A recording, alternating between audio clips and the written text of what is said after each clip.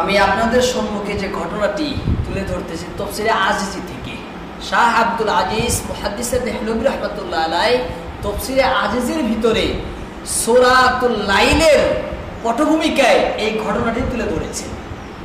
যাই হোক, এইভাবে হযরত বিলাল রাদিয়াল্লাহু তাআলা আনহুর উপরে নানান রকমের নির্যাতন, উৎপীড়ন, ভয়ঙ্কর ভয়ঙ্কর নিষ্ঠুর নিদারুণ অত্যাচার তার উপরে হতেই থাকে। এইভাবে একদিন, দুই দিন, কয়েকদিন যখন পার হয়ে যায়, সেই রাস্তা দিয়ে হযরত আবু বকর সিদ্দিক রাদিয়াল্লাহু তাআলা আনহু কিবা কারণে কোথায় যাইতেছেন, সেই রাস্তা দিয়েই তিনি গমন করতেছেন। সেই সময় হযরত বিলালের আর্তনাদ, চিৎকারের আওয়াজ হযরত আবু বকর সিদ্দিক রাদিয়াল্লাহু তাআলা আনহু তিনি তার কানে শুনতে পান। শোনার সাথে সাথেই উপস্থিত লোকজনকে জিজ্ঞাসা করে, এই কান্নার আওয়াজ কোত্থেকে আসছে, কেন আসছে, কে কাঁদছে, কি জন্য কাঁদছে, জিজ্ঞাসা করেন তিনি। জিজ্ঞাসা করার পরে মানুষে তাকে বলে, যিনি কাঁদছেন ইনি হলেন উমাইয়া ইবনে খালফের গোলাম বিলাল। ইনি নাকি মুহাম্মাদের দিন গ্রহণ করে নিয়েছে, যার জন্য তার এই শাস্তি, যার জন্য তার উপরে এই ধরনের অত্যাচার, নির্যাতন হচ্ছে দিনের পর দিন। তিনি তো ছাড়তে রাজি নয়, আর উমাইয়া ইবনে খালফ এর জন্য তাকে অবিরাম এইভাবে অত্যাচার করেই চলছে, শাস্তি দিয়েই চলছে। এ কথা শোনা মাত্রই হযরত আবু বকর সিদ্দিক রাদিয়াল্লাহু তাআলা আনহু উমাইয়া ইবনে খালফের বাড়ি চলে গেলেন। বাড়িতে গিয়ে তিনি তাকে বলে যে, হে উমাইয়া, তুমি এই নিরীহ ব্যক্তিটির উপরে এইভাবে নিষ্ঠুর নিদারুণ নির্যাতন করতেছ, এইভাবে তাকে শাস্তি দিচ্ছ, তুমি জুলুম করো না, আল্লাহকে ভয় করো, আখিরাতকে ভয় করো, আখিরাতে আর বিচার হবে। এ কথা শুনে উমাইয়া বলে যে, আরে মিয়া আবু বকর, আপনি বলছেন আখিরাত আছে, কিসের আখিরাত? আখিরাত আবার কাকে বলে? আপনার আখিরাত কোথায়? আবু বকর বলে, হে উমাইয়া, যদি তুমি এর উপরে জুলুম না করো, অত্যাচার না করো, হতে পারে এই গোলামি আখিরাতে তোমার নাজাতের জরিয়া হয়ে যেতে পারে। হ্যাঁ, এই গোলামি তোমার মুক্তির কারণ হতে পারে, তুমি এর উপরে জুলুম অত্যাচার করো না। এর জবাবে উমাইয়া বলে, যাও বকর, আমার কাছে ধন সম্পত্তির কোনো অভাব নেই, মাল দৌলতের কোনো কমি নেই, আপনি তো ভালো করেই জানেন আখিরাত আমার কোনো দরকার নেই, আখিরাতের সুখ শান্তি, আখিরাতের কামিয়াব আমি চাই না, আখিরাতের কামিয়াব আমি চাই না। আপনার যদি এই গোলামের প্রতি দরদ জাগে, আপনার যদি এই গোলামের প্রতি মায়া লাগে, তাহলে আপনি কিনে নেন না কেন? গোলামটিকে কিনে কেন নেন না? কিনে নেন আপনি। আপনার যদি মায়া লাগে গোলামের প্রতি, আপনি ক্রয় করে নিতে পারেন। আর হযরত বিলাল হযরত আবু বকর সিদ্দিক রাদিয়াল্লাহু তাআলা আনহু এদিকে মনে মনে তার ইচ্ছা যে গোলামকে তিনি কিনে নেবেন, গোলামকে তিনি কিনে নেবেন। তাকে বলা হইল যে, আপনি কিনে কেন নেন না?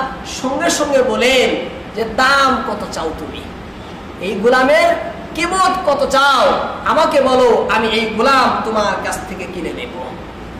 জবাবে উমাইয়া ইবনে খালফ বলে যে, আপনার কাছে একটা খুব দামি গোলাম আছে, আপনার কাছে খুব দামি একটা গোলাম আছে, নাতাশ রুমি, সেই গোলাম আমাকে দেন, তার বিনিময়ে আপনি এই গোলামটি নিয়ে যান, আপনি তার বদলায় এই গোলাম নিয়ে যান। আপনার কাছে যে নাতাশ রুমি নামে একদম দামি মূল্যবান যে গোলাম রয়েছে, সেই গোলামের বদলায় আপনি এই গোলামকে নিয়ে যান। সঙ্গে সঙ্গে হযরত আবু বকর সিদ্দিক রাদিয়াল্লাহু তাআলা আনহু রাজি হইলেন। রাজি হয়ে শুধু গোলামি দিলেন না, তার সাথে তাকে আরো কিছু দিয়ে দিলেন, দিনার দিরহাম আরো কিছু দিয়ে দিলেন। দিয়ে হযরত বিলাল রাদিয়াল্লাহু তাআলা আনহুকে উমাইয়া ইবনে খালফের হাত থেকে কিনে নিলেন। কিনে নিয়ে এদিকে চলে আসলেন। আর ওই যে নাতাশ রুমি তার কাছে প্রায় 200 দিনার, 2000 দিনার ছিল। কত দিনার? একটা দিনার সোনার টাকাকে বলা হয় 2000 দিনার। তাহলে কত মূল্য হবে? এদিকে গোলামটাও দামি, আর গোলামের কাছে সম্পদ সব তারই হবে। এদিকে আবু বকর সিদ্দিক রাদিয়াল্লাহু তাআলা আনহু নিজের পক্ষ থেকে আরো কিছু দিয়ে দিলেন, দিয়ে হযরত বিলাল রাদিয়াল্লাহু তাআলা আনহুকে ক্রয় করে নিয়ে আসেন।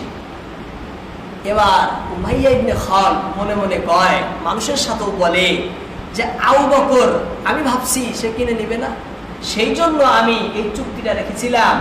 হ্যাঁ, কারণ আমি জানি আবু বকর ব্যবসায়ী মানুষ, বিচক্ষণ লোক, খুব চতুর লোক, তিনি এই সদা কখনো মানবেন না। কারণ আমার কাছে যে গোলাম, এর কোনোই মূল্য নেই। হ্যাঁ, দেখতেও কালা, সব দিকেই তার কাছে যে গোলাম রয়েছে তার তুলনায় এই গোলামের কোনো মূল্য নাই। আর সেই আবু বকর সেই গোলাম কি করলো? কিনে নিল তার বদলায়। তাহলে আবু বকরকে আগে মনে করেছিলাম বিচক্ষণ, জ্ঞানী, ব্যবসার মধ্যে পারগত, এখন দেখি সে তো মূর্খ, এখন দেখি সে তো একদম নির্বোধ। নাউজুবিল্লাহ, এই ধরনের কথা সে লোকের সামনে বলাবলি শুরু করলো। এই খবর যখন আবু বকর সিদ্দিকের কাছে যায়, জবাবে আবু বকর সিদ্দিক রাদিয়াল্লাহু তাআলা আনহু বলে যে উমাইয়া ইবনে খালদকে গিয়ে বলো এই গোলামের কত দাম, এই গোলামের কত মূল্য। যদি সে জানতো তাহলে এই কথা সে বলতো না। সে যদি আমার কাছে এই গোলামের পরিবর্তন আমার সমস্ত সম্পত্তি যদি চাইতো, আমি তাও দিয়ে এই গোলাম তার কাছ থেকে কিনে নিতাম। সে তো মাত্র আমার একটা সম্পদ চেয়েছে, একটা গোলাম চেয়েছে। সে যদি আমার কাছে আমার সমস্ত সম্পত্তি যদি চাইতো, তাও দিয়ে আমি এই গোলামকে আমি কিনে নিতাম। কারণ এই গোলামের যে মূল্য, এই গোলামের যে মান, এই গোলামের যে দাম, একমাত্র আমি জানি, উমাইয়া ইবনে খালদ জানে না। তাকে কিনে প্রিয় নবী সাল্লাল্লাহু আলাইহি ওয়াসাল্লামের কাছে যান। প্রিয় নবী সাল্লাল্লাহু আলাইহি সাল্লামের কাছে যান, গিয়ে এই ঘটনা বিস্তারিত নবীর সামনে বলেন। বলার পরে নবীকে বলেন, ইয়া রাসূলুল্লাহ, আপনি নিজে সাক্ষী থাকেন, আমি এই গোলামকে কিনেছি আপনার সম্মুখে আল্লাহকে রাজি খুশি করার জন্য। আমি এই গোলামটাকে আজাদ করে দিলাম। কি করে দিলাম? আজাদ করে দিলাম। রাসূল এটা দেখে বহুত খুশি হলেন। তাফসীরে লেখে রাসূল খুব খুশি হলেন আবু বকর এই কর্মটা দেখে। আবু বকর এই গোলাম কিনে কোরআন আজাদ করবেন না। আবু বকর এমন তার সমস্ত সম্পদ দ্বীনের জন্য, রাসূলের জন্য উৎসর্গ করেছিলেন। জান মাল সব কিছুই রাসূলকে দিয়েছিলেন। মক্কার সব থেকে বড় ধনী ব্যক্তি হওয়ার পরে এক সময় এমন আবু বকরের শরীরের কাপড় নেই, পরনে মোটা চাদর পরে আছে, মোটা চাদর পরে আছে। রাসূলুল্লাহ বলেন, ইয়া আবু বকর, তোমার কাছে চাদর নেই, কাপড় নেই। বলেন, ইয়া রাসূলুল্লাহ, আমার সমস্ত সম্পত্তি তো বিলিয়ে দিয়েছি, আমি আমার সমস্ত সম্পত্তি আমি বিলিয়ে দিয়েছি, আমার কাছে কিছু নেই। সেই সময় আল্লাহ জিবরাইল পাঠালেন নবীর কাছে। জিবরাইল চলে আসলো। জিবরাইল এসে বলে, ইয়া রাসূলুল্লাহ, আল্লাহর পক্ষ থেকে আবু বকর সিদ্দিককে সালাম পাঠানো হয়েছে। আবু বকর সিদ্দিককে সালাম পাঠানো হয়েছে এই কারণের জন্য। তাহলে আবু বকরের মা, আবু বকর ইসলামের জন্য দ্বীনকে বুঝতো, ইসলামকে চিনতো, রাসূল আল্লাহকে বুঝতো, আখিরাতের চিন্তা তাদের ছিল। এই জন্য তারা দুনিয়ার সব কিছুই ইসলামের জন্য কুরবান করে দিতে কুণ্ঠাবোধ, দ্বিধাবোধ তারা কিচ্ছু করতেন না। এইভাবে ইসলামের জন্য সব কিছুই তারা বিলিয়ে দিয়েছেন। হযরত আবু বকর সিদ্দিক ইসলামের জন্য এত কিছু করেছেন শুরু থেকেই, অন্য সাহাবা এর তুলনায় তেমন করেননি। অনেক সাহাবাকে তিনি যারা গোলাম ছিলেন তাদেরকে ক্রয় করে কিনে পরে তিনি আজাদ করে দেন। হযরত আবু বকর সিদ্দিক রাদিয়াল্লাহু তাআলা আনহু হযরত আমির রাদিয়াল্লাহু তাআলা আনহুকেও কিনে তিনি তাকে আজাদ করে দেন, গোলাম ছিলেন। হযরত আবু বকর সিদ্দিক হযরত জুবাইরা রাদিয়াল্লাহু তাআলা আনহাকেও কিনে তাকে আজাদ করে দেন। তিনি হযরত মাহদিয়া রাদিয়াল্লাহু তাআলা আনহাকেও কিনে তাকে আজাদ করে দেন। হযরত উম্মে উবাইদা রাদিয়াল্লাহু তাআলা আনহাকেও তিনি ক্রয় করে আজাদ করে দেন। এইভাবে অনেকজন যারা ইসলাম কবুল করেছে, গোলামিতে ছিল, তাকে কিনে পরে তিনি আজাদ করে দেন। বহুত ঘটনা রয়েছে। এছাড়াও অনেক ঘটনা তাফসীরের ভিতরে লেখা হয়। তাফসীর ইবনে কাসিরের ভিতরে আমির ইবনে আব্দুল্লাহ ইবনে জুবাইর রাহিমাহুল্লাহ থেকে একটি ঘটনা উল্লেখ করা হয়েছে। তিনি বলেন, কানা আবু বকরিন ইউতিকু আলাল ইসলামি বিমাক্কাতা ফাকানা ইউতিকু আজাইরা ওয়া নিসাআন ইযা আসলামনা। হযরত আবু বকর সিদ্দিক রাদিয়াল্লাহু তাআলা আনহু ইসলামের প্রথম যুগে মক্কায় যে সব বৃদ্ধা মহিলা ও দুর্বল লোক ইসলাম গ্রহণ করত, তাদেরকে তিনি কিনে আজাদ করে দিতেন। فقال له أبوه أي بني أراك تعتق أناسا ضعفاء। তা দেখে আবু বকর সিদ্দিকের আব্বাজান তাকে বলেন যে, হে আমার প্রিয় পুত্র, আমি তো দেখছি তুমি শুধু দুর্বল লোকদেরকে কিনে আজাদ করে দিচ্ছ। তুমি শুধু দুর্বল বৃদ্ধা মহিলাকে কিনে আজাদ করে দিচ্ছ, এমন কেন করছো? হালাউ আন্নাকা তাতিকু রিজালান জুলাদা। তুমি এদেরকে আজাদ না করে যদি সবল শক্তিশালী বলিষ্ঠ লোকদেরকে আজাদ করে দিতে, ইয়াকুমুনা মা'আক ওয়া ইয়ামনাউনাকা ওয়া ইয়াদফাউনা, পরবর্তীতে তারা তোমার অন্যান্য কাজে আসতো, অন্যান্য কাজ করতো। এত বড় করুণা রহম যখন তাদের উপরে করবা, পরবর্তীতে বড় বড় কাজ তোমার করবে। কিন্তু তুমি আজাদ করছো বৃদ্ধা মহিলাকে, হ্যাঁ, নারীদেরকে, তারা তোমার কি খিদমত করবে, কি কাজ করবে? ফাকালা, উত্তরে আবু বকর সিদ্দিক রাদিয়াল্লাহু তাআলা আনহু বলেন, আয় আবা, হে আমার সম্মানিত পিতা, ইন্নামা উরিদু আযুন্নুহু ক্বাল মা ইনদাল্লাহ। উত্তরে আবু বকর সিদ্দিক রাদিয়াল্লাহু তাআলা আনহু বলেন, হে আমার আব্বুজান, আমি তো আর প্রতিদান দুনিয়াতে চাই না, আমি তো আর প্রতিদান আখিরাতে চাই। যা আমার মহান আল্লাহ রব্বুল আলামিনের কাছে আমার প্রতিদান সুরক্ষিত রয়েছে। এর প্রতিদান দুনিয়াতে চাই না, এর প্রতিদান আমি আখিরাতে চাই। যেই প্রতিদান আমার আল্লাহ রব্বুল আলামিনের কাছে সংরক্ষিত রয়েছে। আবু বকর বলে, এইভাবে অনেক ঘটনা রয়েছে আবু বকর সিদ্দিকের, যে আবু বকর সিদ্দিক ইসলামের জন্য অনেক কিছু করেছেন। নবী যে মক্কায় থেকে মদিনায় হিজরত করেছিলেন, রাস্তার সম্পূর্ণ খরচ আবু বকর বহন করেছেন। রাস্তার সম্পূর্ণ খরচ কার ছিল? হযরত আবু বকরের ছিল। মসজিদের নববীর জমিন কিনে আবু বকর কিনেছিলেন। কেনা? মসজিদের নববী আবু বকরের কেনা। এইভাবে ইসলামের বিভিন্ন বড় বড় ইসলাম বিজয়ের জন্য হযরত আবু বকর তার সমস্ত সম্পত্তি কুরবান করে দিয়েছিলেন। মানুষে মনে করে শুধু উসমান গনি সব থেকে বড় ধনী। হ্যাঁ, তিনি ইসলাম গ্রহণ করার আগে আবু বকর বহুত মালদার ছিলেন।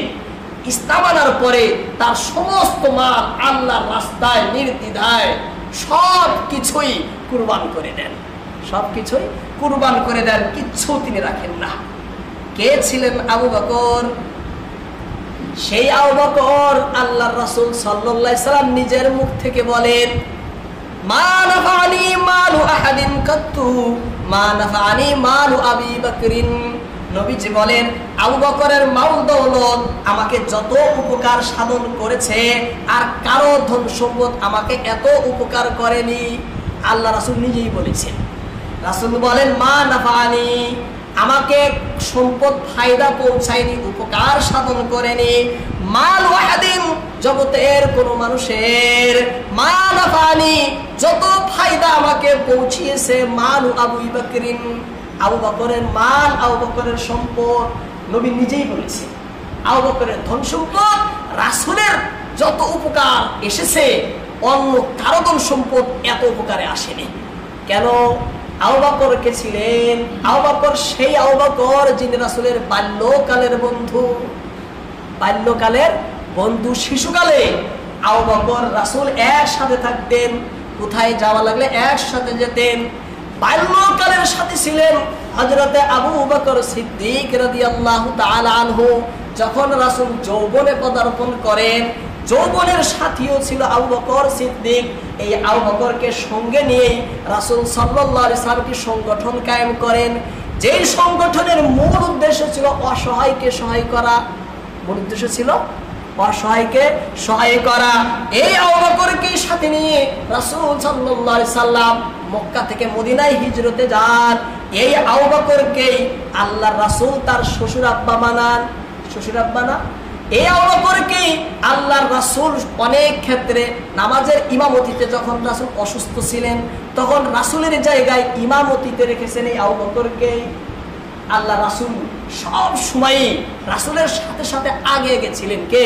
হযরতে আবু বকর সিদ্দিক রাদিয়াল্লাহু তাআলা আনহু। এই আবু বকরকে আবু বকর তার এটা নাম নয়, এটা তার কাম। আবু বকর এটা তার নাম না, এটা কাম, উপনাম, তার ডাক নাম না। একজন মানুষের ডাক নামটা তার কামের চলনের প্রতি হয় না। আবু বকরের আবু বকর নাম তার নাম না, তার নাম আব্দুল্লাহ ইবনে উসমান। আব্দুল্লাহ ইবনে উসমান, বাবার নাম উসমান, যার উপনাম হলো আবু কুহাফা। আবু কুহাফা তার বাবার উপনাম। আব্দুল্লাহ হলো আবু বকর সিদ্দিকের আসল নাম, আবু বকর হলো তার কাম। বকরুন শব্দের অর্থ হলো প্রথম। বকরুন মানে প্রথম, আবু মানে ওয়ালা। আবু বকরুন মানে প্রথম ওয়ালা, আবু বকর মানে প্রথম ওয়ালা। কিভাবে প্রথম? আল্লাহ রাসূল ইসলামের দাওয়াত দিলেন, প্রথমে কবুল করলেন আবু বকর। আল্লাহ রাসূল মাল চাইলেন, প্রথমে পেশ করলেন আবু বকর। নবীকে হিজরত যেতে হবে, সাথে আবু বকর। নবীকে গর্তে যেতে হবে, আগে চলে গেলেন আবু বকর। নবী যখন দুনিয়া থেকে বিদায় নেবেন, তার পদে আসতে হবে, তার আসরে আসীন হতে হবে। কে আসবেন? আবু বকর। রাসূল যখন দুনিয়ায় আখিরাতে আবার যখন তিনি উঠবেন, রাসূলের পরে পরেই উঠবেন আবু বকর। রাসূল জান্নাতে যাবেন, তার সাথে সাথে আগে যাবেন আবু বকর। দুনিয়া থেকে নিয়ে আখিরাতের সফরে সর্ব জায়গায় আবু বকর ছিলেন আগে আগে। তার একটা মিশন ছিল, তার একটা কাম ছিল। নাম আব্দুল্লাহ হওয়ার সত্ত্বেও জগতের মানুষ তার নাম জানে না, তার কাম চিনে। আবু বকর প্রথমওয়ালা, আবু বকর মানে প্রথমওয়ালা। এই আবু বকর সিদ্দিক রাদিয়াল্লাহু তাআলা আনহু এত চরিত্রের অধিকারী ছিলেন, মানুষ তাকে আতিক এবং সিদ্দিক বলে ডাকতেন। বলে ডাকতো আতিক এবং সিদ্দিক বলে ডাকতো। রাসূল সাল্লাল্লাহু আলাইহি সাল্লাম এই আবু বকর সিদ্দিক রাদিয়াল্লাহু তাআলা আনহুর ব্যাপারে বলেন যে আমি তো একমাত্র আল্লাহকেই খলিল বানিয়েছি, দোস্ত বন্ধু বানিয়েছি। আমি আল্লাহ ছাড়া কাউকে খলিল বানাই নাই, বন্ধু কাউকে বানাই নাই। ওয়ালাউ কুনতু মুত্তাখিদান খলিলা, যদি জগতের মধ্যে আমি কাউকে খলিল বানাতাম, বন্ধু বানাতাম, তাহলে লাত্তাখাযতু আবু বকরিন খলিলা, তাহলে আমি আবু বকরকে আমার দোস্ত বা খলিল বানাতাম। কে বলছেন? আল্লাহ রাসূল কত মহব্বত করতেন তাহলে, যে আমি তো একমাত্র আল্লাহকেই খলিল বানিয়েছি। যদি মানুষের মধ্য থেকে যদি আমি কাউকে যদি খলিল বানাইতাম, ওয়ালাউ কুনতু মুত্তাখিদান খলিলা, যদি আমি মানুষের মধ্য থেকে কাউকে খলিল বানাতাম, লাত্তাখাযতু আবু বকরিন খলিলা, তাহলে আমি আবু বকরকে খলিল বানাতাম। চিন্তা করেন তাহলে আবু বকরের মান কত উঠে না। আজকে এই যে শিয়ারা, তারা কি বলে? আবু বকর বলে কাফির। নাউজুবিল্লাহ। আবু বকর কি বলে? কাফির। মিডিয়ার মধ্যে অনেক জনে বয়ান আছে শিয়া আলিমের ভিতরে, তারা বলে আবু বকর কাফির। যে আবু বকরকে কাফির বলে সে নিঃসন্দেহে কাফির। যে হযরতে উসমানকে কাফির বলবে সে নিঃসন্দেহে কাফির। যে আল্লাহ রাসূলের কোন সাহাবীকে কাফির বলবে সে পরিপূর্ণ সে কাফির। হ্যাঁ, আল্লাহ রাসূলের সাহাবী কাফির আর তুমি মুমিন হয়ে থাকবা? হ্যাঁ, আবু বকর কাফির, ওমর কাফির, উসমান কাফির, আর তুমি ঈমানের ঠিকানা রাখছো যে তুমি ঈমানদার হয়ে বসে থাকবা। রাসূলের কোন সাহাবীকে যদি কেউ কাফির বলে সে নিঃসন্দেহে কাফির, তার কুফরের মধ্যে কোনো সন্দেহ নেই। আছে সন্দেহ? হ্যাঁ, রাসূলের সাহাবী তাকে বলে কাফির, সাহাবাকে বলে কাফির। সাহাবাদের ব্যাপারে আল্লাহ কোরআনের বিভিন্ন আয়াতে বলছেন উলাইকা হুমুল মুফলিহুন, উলাইকা হুমুল ফাইজুন, উলাইকা হুমুল মুমিনুনা হাক্কা, উলাইকা হুমুল মুহতাদুন। বিভিন্ন আয়াতে এদেরকে বলে কাফির। চিন্তা করছেন না? তাহলে যাই হোক, আল্লাহ রাব্বুল আলামিন এই সূরার ভিতরে আবু বকর সিদ্দিক রাদিয়াল্লাহু তাআলা আনহু এবং উমাইয়া ইবনে খালদের আলোচনা তুলে ধরে গোটা পৃথিবীর মানুষকে এই মেসেজটা দেন যে ভালো কর্মের ভালো ফল, খারাপ কর্মের সাজা। ভালো কর্মের ভালো ফল, খারাপ কর্মের সাজা পাবে যে সকলে। ভেবো না যে আমি বাকি রয়ে যাব মহাভিড়ে, বেঁচে যাব কোন ছলে বলে। আল্লাহ রাব্বুল আলামিন এই সূরাতুল লাইলের ভিতরে এই দুইজনের কথা সাথে সাথে নিয়ে মেসেজ দিতেছে যে দেখো, দুনিয়ার ভিতরে মানুষে কর্ম যা করে তার ফল অবশ্যই পাবে। এবার জানার বিষয়, সূরাতুল লাইলের আলোচ্য বিষয় কি? এই সমস্ত বস্তুকে সামনে রেখে আরো অনেক ঘটনা তাফসীরে লেখা হয়, তার পরিবর্তে তার প্রেক্ষাপটে এই সূরাতুল লাইল আল্লাহ অবতীর্ণ করেন। সূরার মূল আলোচ্য বিষয় কি এ সম্পর্কে হিদায়াতুল কোরআনের ভিতরে পালনপুরী রাহমাতুল্লাহ আলাইহি বলেন যে এই সূরার মূল এবং মুখ্য উদ্দেশ্য হলো দুটি বস্তু। কয়টি বস্তু? দুটি। সূরাতুল লাইলের মুখ্য এবং মূল উদ্দেশ্য হলো দুটি বস্তু। নাম্বার 1, আল্লাহ বলছেন এখানে দেখো, মানুষের জন্মগত স্বভাবের মধ্যে পারস্পরিক বিপরীতমুখী দুটি অবস্থা একসঙ্গেই থাকে। পারস্পরিক বিপরীতমুখী দুটি অবস্থা একসঙ্গেই থাকে। একটি হলো নেকি করার ক্ষমতা বা যোগ্যতা, অপরটি হলো বদি বা পাপ করার ক্ষমতা বা শক্তি। নেকি করা, ভালো করা এবং খারাপ করা, এই ভালো মন্দ বৈপরীত্যপূর্ণ দুটি বস্তু একসঙ্গেই মানুষের স্বভাবে জন্মগতভাবেই থাকে। এই জন্য আল্লাহ এখানে বলছেন সূরা লাইলের ভিতরে যে এই বস্তুর দুটো পার্থক্য রয়েছে এবং এর ফল, এর পরিণাম, এর পুরস্কারটাও বড় হবে। ভালো কর্ম হলে তার ফলটা ভালো হবে, খারাপ কর্ম হলে তার ফলটাও খারাপ হবে। এই কথা বিষয়ে আলোচনা করেছে। দ্বিতীয় বিষয় হলো যে আল্লাহ তাআলা মানুষকে অপারগ করে সৃষ্টি করেননি। এমন করে সৃষ্টি করেননি যে মানুষ কোনো ইচ্ছা করতে পারবে না।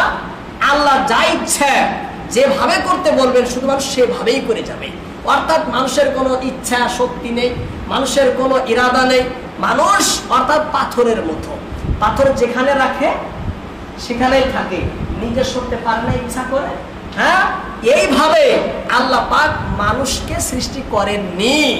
আল্লাহ পাক মানুষকে বানাইছেন মস্তিষ্ক সম্পন্ন করে, বিবেক বিবেচনা শক্তি দিয়ে। আল্লাহ মানুষকে ইচ্ছা শক্তি দিয়েছেন, কোনটা ভালো কোনটা মন্দ সেটা বুঝে তার উপরে চলার ক্ষমতা দিয়েছেন। কোনটা ভালো কোনটা মন্দ তার উপরে চলার শক্তি দিয়েছেন। হ্যাঁ, মানুষ নিজ ইচ্ছায় যে কাজটাই করবে সেই কাজটা সৃষ্টি করবেন আল্লাহ। মানুষ নিজ ইচ্ছায় নেক করুক চাই বদ করুক, ভালো করুক চাই খারাপ করুক, সেই কাজটা সৃষ্টি করবেন তো আল্লাহ। কিন্তু সেই কাজটার ইচ্ছা করতে হবে মানুষকে, সেই কাজটার ইচ্ছা করতে হবে মানুষকে। এই ইচ্ছার উপরে ভিত্তি করে মানুষকে জান্নাতে এবং জাহান্নামে দেওয়া হবে। আল্লাহ বলছেন সূরার ভিতরে আলোচ্য বিষয় মূল যে এই মানুষের সম্মুখে জগতের দুটি রাস্তা, একটি হলো জান্নাতের রাস্তা আর একটি হলো জাহান্নামের রাস্তা। একটি হলো নেকির কাজ আর একটি হলো বদির কাজ। কোনটা ভালো কোনটা মন্দ বিস্তারিতভাবে পুঙ্খানুপুঙ্খানুভাবে এক এক করে আল্লাহ রাব্বুল আলামিন মানুষকে পরিষ্কার এবং পরিপূর্ণরূপে বুঝিয়ে দিয়েছেন। দেননি আল্লাহ তাআলা? সব দেওয়ার পরে এবার মানুষকে যে ইচ্ছা শক্তি দেওয়া হয়েছে, সেই ইচ্ছা শক্তির বলে মানুষ কোনটা গ্রহণ করে তার উপরে ভিত্তি করে আখিরাতে তাকে জান্নাত দেওয়া হবে এবং তাকে জাহান্নাম দেওয়া হবে। তাকে জান্নাত এবং জাহান্নাম দেওয়া হবে। তাফসীর ইবনে কাসিরের ভিতরে হযরতে আলী রাদিয়াল্লাহু তাআলা আনহু থেকে একটি হাদিস উল্লেখ করা হয়। عن علي بن أبي طالب رضي الله تعالى عنه قال علي بن أبي طالب رضي الله تعالى عنه বলেন كنا مع رسول الله صلى الله عليه وسلم في البقيع المرقدي في جنازة একদিন আমরা প্রিয় নবী সাল্লাল্লাহু আলাইহি ওয়াসাল্লামের সাথে বাকিয়ে গারকারে জানাজার নামাজ পড়তে গিয়েছিলাম। মানে আমরা রাসূলের সাথে এক সময় একটা জায়গা সেখানে জানাজার নামাজ পড়তে গিয়েছিলাম। ফাকালা মা মিনকুম মিন আহাদিন ইল্লা ওয়াকাদ কুতিবা মাকআদুহু মিনাল জান্নাতি ওয়া মাকআদুহু মিনান নার। রাসূল কোন কথার প্রসঙ্গে একটি কথা বলে ফেলেন যে যে দুনিয়ার ভিতরে তোমাদের মধ্যে কে জান্নাতি কে জাহান্নামী তা পূর্ব থেকেই লিখে রাখা হয়েছে, তা পূর্ব থেকেই লিখে রাখা হয়েছে। তোমরা কে জান্নাতি তোমরা কে জাহান্নামী আল্লাহ রাব্বুল আলামিন আগেই লিখে রেখেছেন।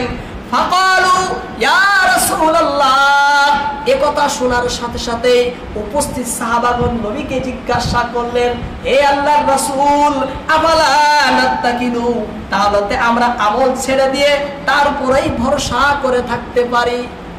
তাহলে আমরা আমল ছেড়ে দিয়ে তার উপরেই ভরসা করে থাকতে পারি? আল্লাহ আগেই লিখে দিয়েছেন কে জান্নাতি কে জাহান্নামী, আমল করে তাহলে কি লাভ? কে বলছেন? সাহাবারা জিজ্ঞাসা করলেন নবীকে। ফাকালা, রাসূল সাল্লাল্লাহু আলাইহি জবাবে বলেন, ইমালু, না না তোমরা আমল করতে থাকো। তোমরা কি করো? আমল তোমরা করতে থাকো। তোমরা আমল তোমরা পরিত্যাগ করো না কেন? ফাকুল্লুই মুয়াসসারুন লিমা খুলিকা লাহু, আল্লাহ তাআলা যাকে যে জন্য সৃষ্টি করেছেন তাকে সেই কাজ করার সুযোগ তিনি রেখে দিয়েছেন। যাকে যেই কাজের জন্য আল্লাহ নিয়োজিত করেছেন তাকে সেই কাজের সুযোগ সুবিধা তার সম্মুখে আল্লাহ রেখে দিয়েছেন। তোমরা আমল করে যাও, তোমাদের দায়িত্ব তোমরা পালন করে যাও, তোমাদের কর্তব্য তোমরা পালন করো। আল্লাহ লিখে দিয়েছেন। এই জন্য আল্লাহ আলিমুল গায়ব, আলিমুল গায়ব না আল্লাহ? তোমরা কোনটা গ্রহণ করবে? আল্লাহ তোমাদেরকে ইচ্ছা শক্তি দিবেন। ইচ্ছা শক্তি দিয়ে তোমরা নেক গ্রহণ করবে না বদ গ্রহণ করবে আল্লাহ আগের থেকেই জানেন। এই জন্য আল্লাহ আগেই তোমাদের কে জান্নাতি কে জাহান্নামী লিখে দিয়েছেন। আল্লাহর লেখার কারণে কেউ জান্নাতি জাহান্নামী হবে না, তোমাদের কর্মের কারণে কেউ জান্নাতি কেউ জাহান্নামী হবে। এই জন্য তোমরা নিজ নিজ কর্ম করতে থাকো। কে বললেন? রাসূল সাল্লাল্লাহু আলাইহি ওয়াসাল্লাম বলেন। যাই হোক, সময় শেষ। এবার আমাদের করণীয় কি এ সম্পর্কে তাফসীরে আসবে। আল্লাহ পাক আমাদের সবাইকে আমল করার বুঝার তৌফিক দান করুক।